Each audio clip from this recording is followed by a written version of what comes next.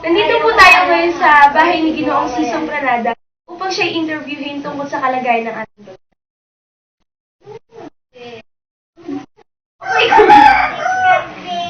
Ikaw, unang tanong po, paano niyo po masasabing makabansa ang isang tao? Unang-una para masasabing makabasa sa bago magsimula ay ng anumang gawain dito sa bansang Pilipinas, alam po ba nyo kung lalo na sa kamitingan nagkakaroon ng bibigyan tayo sa ating barangay. Dalawang tanong po. Nakikita po ba kayong mali sa pamamalakad ng pamahalaan? Marami akong nakikita mali. Marami ang mali. Dito magsimula ng makatapos ng pulihiyo, 18 years edad. Dapat lahat tayo nagtrabaho. Wala natin ang pagkaran.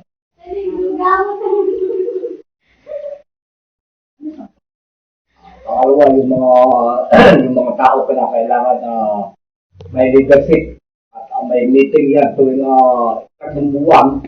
Sa barangay na ganito, kailangan may meeting at may pinatutupad na tama ang ating puro barangay.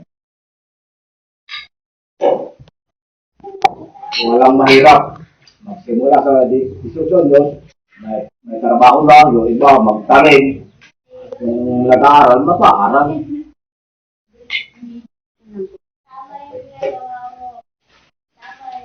Ay, katatlong tanong po. Sa ating pamahalaan, sa kanilang pamamalakad, may nakikita po kayong mali. Bakit? Ang kulang lang sa kanila yung kasi hawakan nila ang bayan at ang barangay na ikuman nila doon sa tamang gawain. Ibig sabihin natin gawain, kung may trabaho, okay.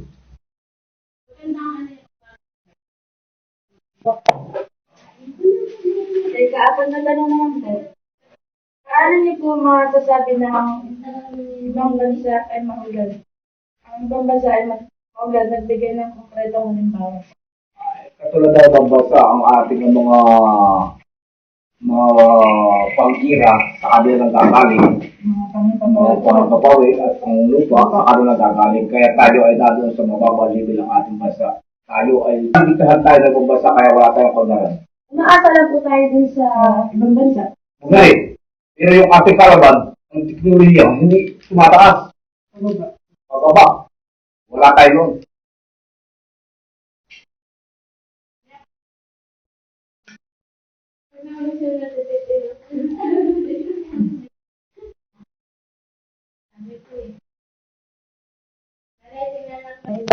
Ikaw rin ang tanong naman po. Maulad na po ba ang ating bansang Pilipinas? Wala ko kung ng ating bansang Pilipinas. Bakit po? Dahil sa ang ating bansa, tanggal. Tambal po, karamihan. Karamihan tambal. Ang dapat dito, hindi pare-pareha. Ang dapat dito, walang trabaho at walang lupa. Ilang kapitan, marami ng lupa, ipatrabaho sa walang lupa at nasa ganun may ipabigta, may pang-araw-araw. Ngayon walang magnakaw.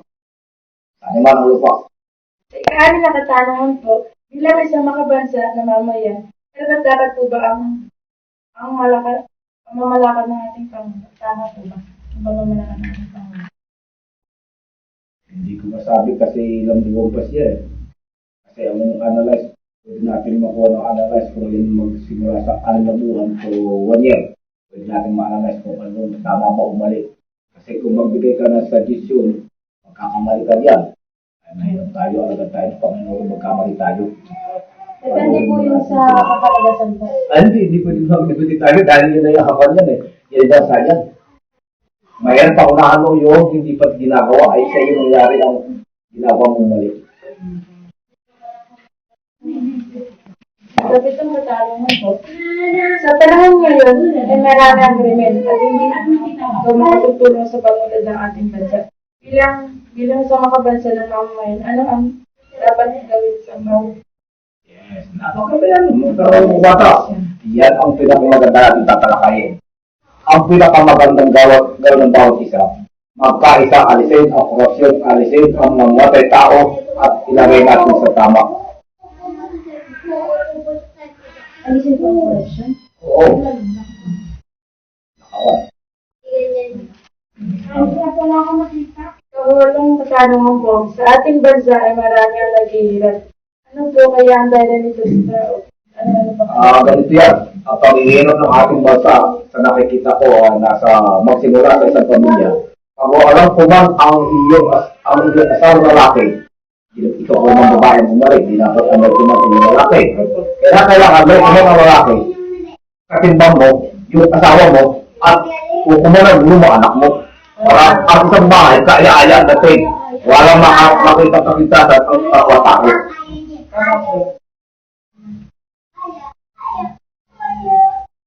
Hindi po ba yung pagtutulungan po ng babae at lalaki? Hindi, siyempre, kung lalaki, kaya gano'n. Kung mga babae, kaya ba rin. Yung kapalanan ng babae gawain, yun dapat katayo ng isang babae. At yung katatayo ng lalaki, dapat tayo ng lalaki.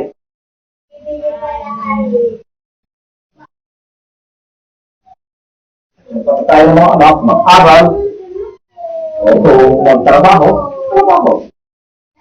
Gawain para sa bubuhay. So, maraming salamat po sa... Gagawin yun. Ano? Gagawin mo sa huli. Basahin ko na rin ako sa iuhuling tanong.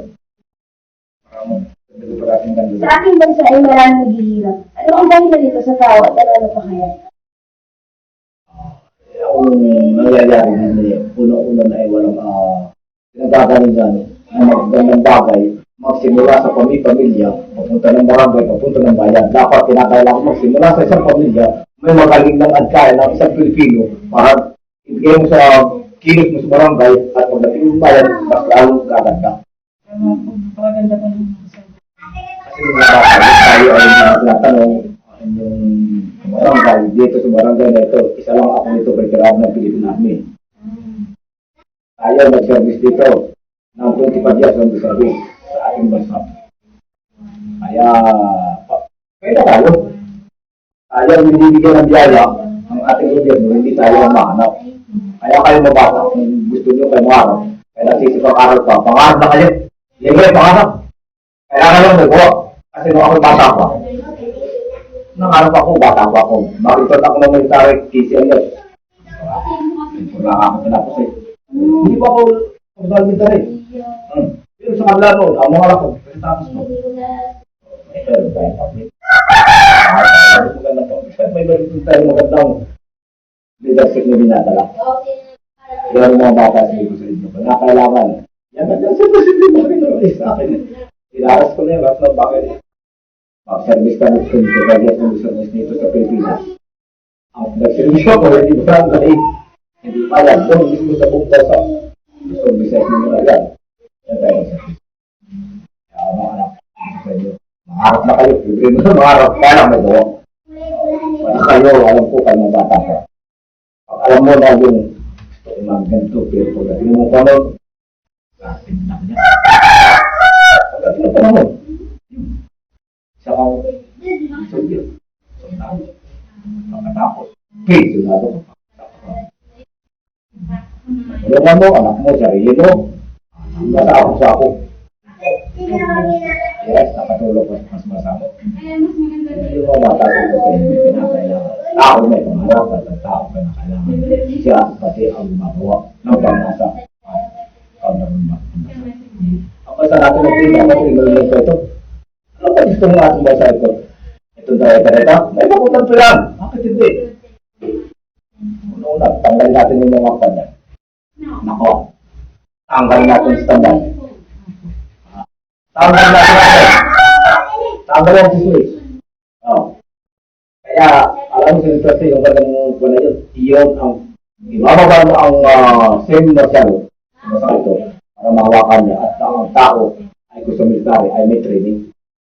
At mayroon silang pagkilos na ayos.